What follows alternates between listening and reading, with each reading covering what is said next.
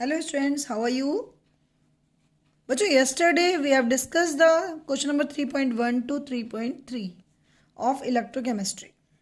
Okay, 3.4 में मैंने आपको बताया था कौन सा ऑक्सीडेशन वाला पार्ट होगा और कौन सा रिडक्शन वाला पार्ट होगा. तो क्वेश्चन नंबर 3.4 में हमें क्या चाहिए? Calculate the standard cell potential E naught चाहिए of galvanic cell in which the following reactions takes place. 2 chromium plus 3 CD2 plus cadmium ion है. It gives 2 Cr3 plus and 3 CD. दो reaction दे रखी हैं.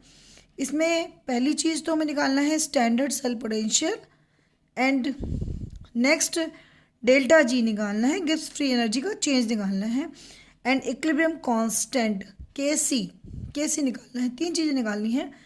ये क्वेश्चन मोस्टली 3 मार्क्स का आएगा. Standard cell potential मतलब इस पूरे सेल, ये जो लिखा होता है ना, रिएक्शन लिखी होती है, दैट इज द सेल.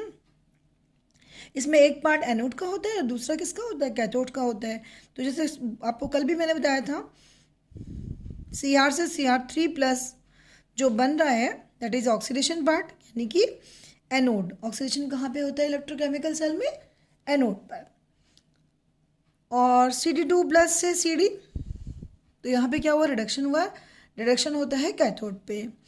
ठीक, तो फर्स्ट रिएक्शन को लेके चलते हैं जिसमें क्या निकालेंगे? सेल पोटेंशियल, डेल्टा जी और इक्विलिब्रियम कांस्टेंट. ओके, तो फर्स्ट रिएक्शन है आपकी.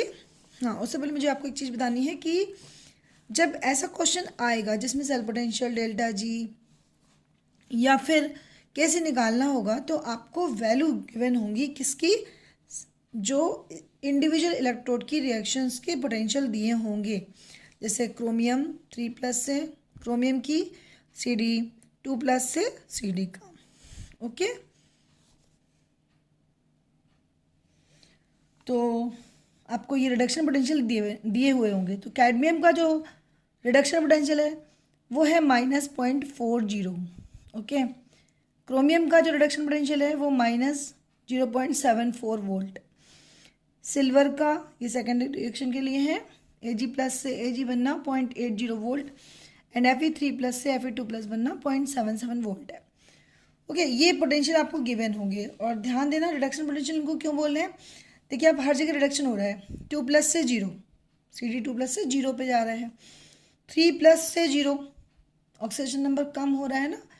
Ag प्लस से Ag, Fe3 प्लस से Fe2 प्लस. तो ये जो वैल्यू दी रखी हैं वो आपके रिडक्शन पोटेंशियल है, मतलब कैथोड पे जो रिएक्शन हो रही होगी उसका पोटेंशियल दे रखा है. ओके, अब हमें निकालना है ई. सेल का जो पोटेंशियल निकालता है वो निकलता है E cathode minus E anode. Okay, जो फर्स्ट रिएक्शन हमें मिली थी वो क्या थी? 2 Cr plus 3 Cd2 plus 2 Cr3 plus 3 Cd. Okay, E cell E C minus. यहाँ पे कंडीशन है, कंडीशन अप्लाई है. कंडीशन है कि जो ई सी एंड ई ए हैं वो मस्ट बी रिडक्शन पोटेंशियल होने चाहिए. क्या होने चाहिए? रिडक्शन पोटेंशियल होने चाहिए. ओके, अब आपको मालूम है ई सी कैथोड. इस रिएक्शन में कैथोड क्या है? कैथोड मतलब कैडमियम का रिडक्शन हुआ और जो इसका रिडक्शन होता है वो कैथोड होता है. तो कैडमियम का पोटेंशियल कितना दे रखा है? -0.40 माइनस ई एनोड. ई एनोड क्या होगा? मतलब जहाँ ऑक्सीडेशन हो रहा होगा. तो क्रोमियम में देखो 0 से +3 में चेंज हो रहा है, ऑक्सीडेशन हो रहा है, तो ई एनोड. तो क्रोमियम के लिए हम यही वैल्यू यूज़ कर लेंगे, -0.74. अब आप एक बात बोलोगे कि मैम Cr3 प्लस से Cr दे रखा है, ये भी तो रिडक्शन ही है. हाँ, ई एनोड, एनोड पर हमेशा ऑक्सीडेशन होता है, लेकिन इस फार्मूले में जो हम यूज़ करते हैं वो हमेशा रिडक्शन स्टेट के पोटेंशियल यूज़ करते हैं. तो ये रिडक्शन पोटेंशियल हो गया. अब जो इसकी वैल्यू कैलकुलेट करके आप लाओगे दैट विल बी +0.34 वोल्ट. ये नेगेटिव है, ये माइनस और माइनस हो जाएगा प्लस, तो इसकी जो वैल्यू ओवरऑल वैल्यू आएगी 3-4 वोल्ट। जब कभी भी ई की वैल्यू प्लस में आती है तो रिएक्शन हमेशा होती है फिजिबल, मतलब ये रिएक्शन हो सकती है सेल में, ई सेल निकल आता है। अब हम आते हैं डेल्टा जी पे। डेल्टा जी का जो फार्मूला होता है, मतलब गिब्स फ्री एनर्जी चेंज का फार्मूला होता है -NF ई नॉट सेल, ठीक है। अब n क्या है? n नंबर ऑफ इलेक्ट्रॉन्स है जो इस रिएक्शन में यूज हुए हैं। तो ध्यान दीजिएगा कि what is the n? n equals to 6। कैसे 6 है? ध्यान दो, यहाँ तो 0 है, कोई इलेक्ट्रॉन नहीं है। 3CD2+, एक कैडमियम पे चार्ज 2+ है और 3 ऐसे आयन हैं, तो 3 2 जा 6, तो n की वैल्यू जो आई n इक्वल्स टू 6। क्यों? जो क्रोमियम ने 6 इलेक्ट्रॉन लूज करे हैं, 2 3 जा 6, वही कैडमियम के सॉल्यूशन ने इलेक्ट्रॉन लिए होंगे, तो जो इलेक्ट्रॉन का ट्रांसफर हुआ है दैट विल बी 6। तो -6। फेराडे की वैल्यू आप लोगों को पता होनी चाहिए, न्यूमेरिकल वैल्यू अगर नहीं दे रखी तो 96500, और ई नॉट सेल आपने निकाल लिया, व्हाट? 0.34 वोल्ट। ओके, तो डेल्टा जी का आंसर जो होगा वो क्या आ जाएगा?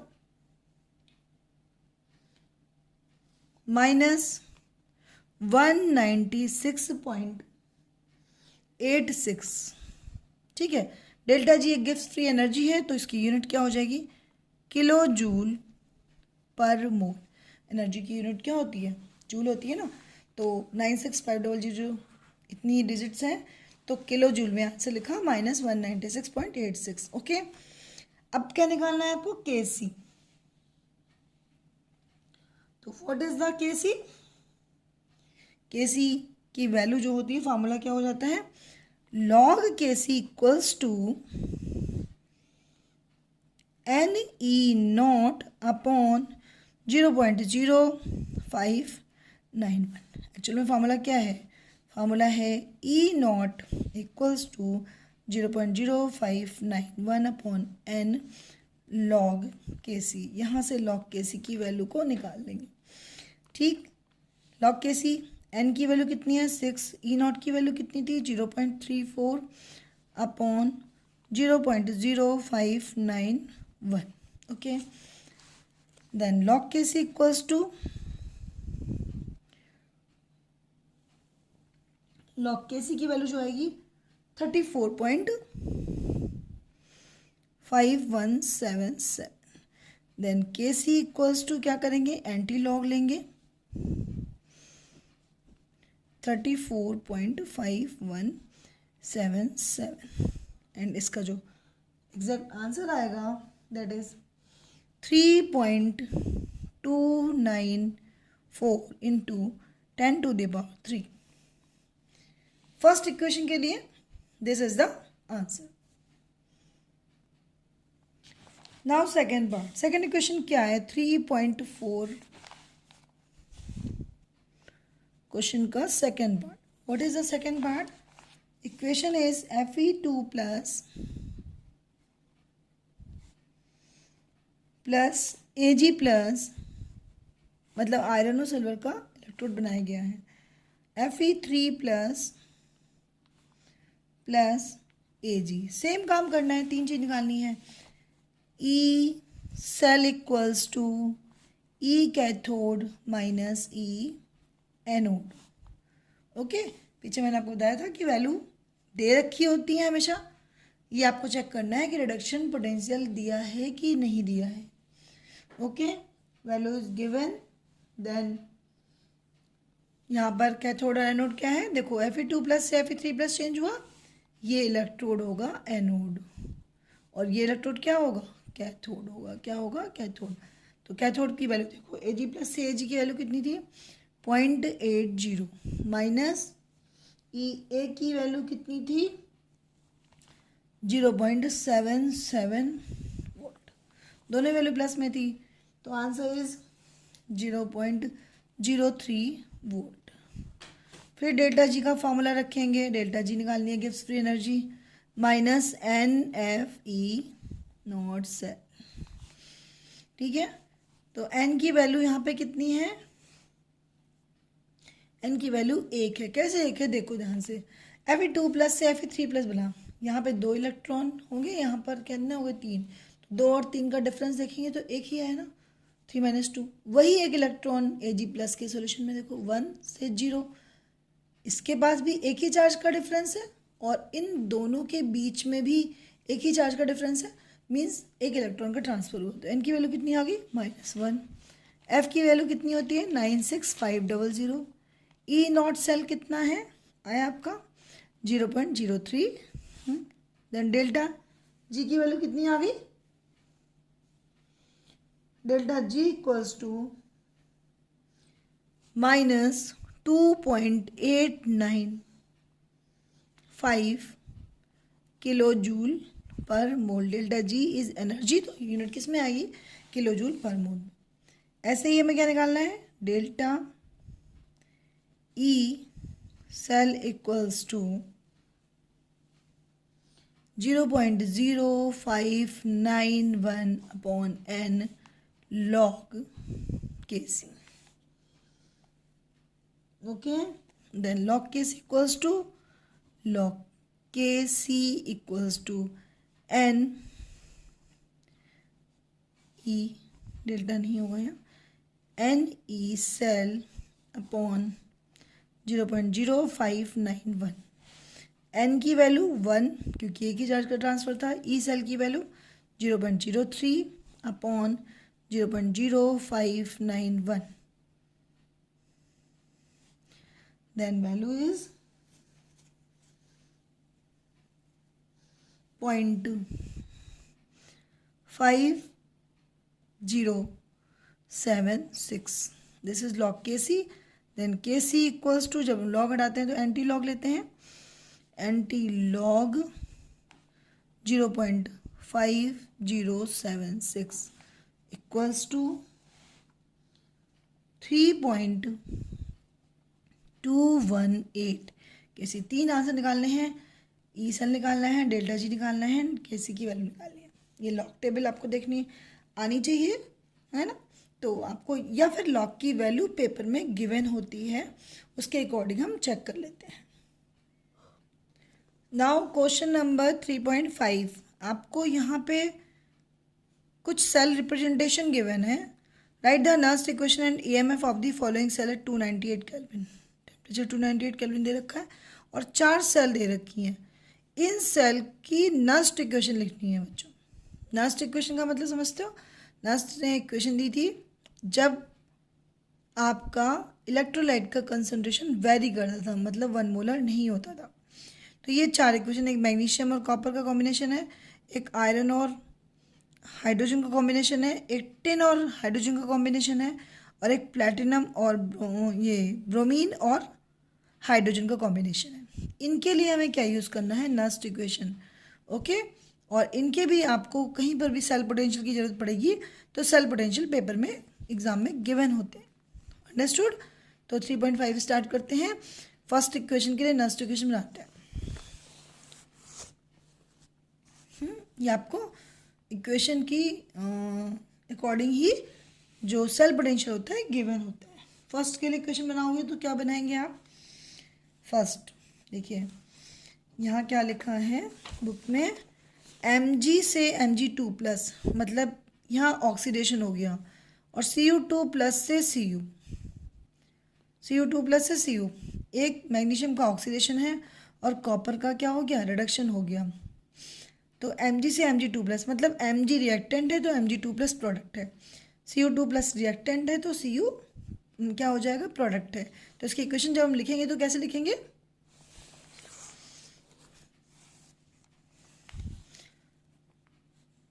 Mg plus Cu2 plus arrow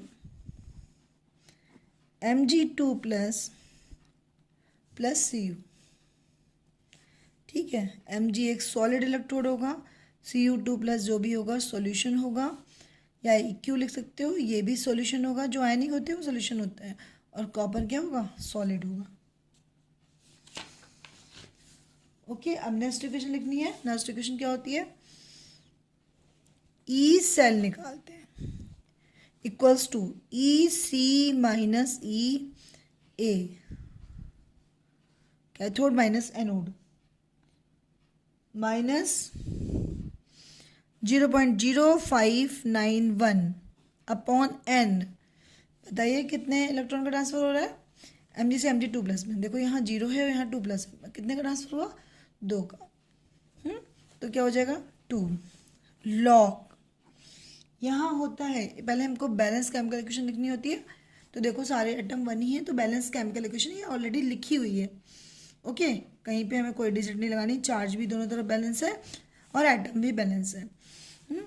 log आपके पास oxidised form upon reduced form, तो ऑक्सीडाइज्ड फॉर्म कौन सी होगी?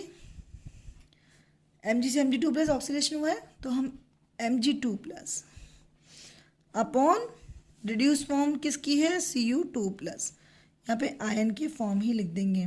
ओके, यहाँ पर कोई भी बैलेंसिंग करने की जरूरत नहीं है। अगर बैलेंस होता तो आपको यहाँ पे उन स्टोकियोमेट्रिक कोफिशिएंट के नंबर लिखने होते हैं। ठीक, ई सी माइनस ई ए ये आपको दिया होगा। E naught standard reduction potential and standard oxidation potential में भी गिवन हो क्वेश्चन में। लास्ट क्वेश्चन बन गई। तो ये क्वेश्चन थी मैग्नीशियम और कॉपर की, तो मैग्नीशियम का पोटेंशियल देख लेते हैं। मैग्नीशियम है ऑक्सीडेशन, तो पहले हमें क्या चाहिए? कॉपर। कॉपर का है 0.34, ये वैल्यू आपको एग्जाम में गिवन होगी। 0.34 माइनस ई ए, तो minus 2.36 minus 0.0591 upon 2 and log कितना कंसंट्रेशन दे रखा था? Mg2 प्लस का दे रखा था 0.001 अपॉन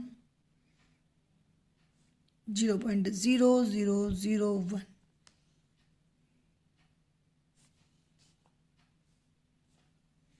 ओके, तो जो इसकी वैल्यू कैलकुलेट करने पे पूरी फाइनल आएगी दैट विल बी क्या? दैट इज 2.7 माइनस, जब आप इसको कैलकुलेट करेंगे तो वैल्यू आएगी 0.0295 equals to how much? 2.68 volt. Okay, this is the question number 3.5 का फर्स्ट पार्ट है।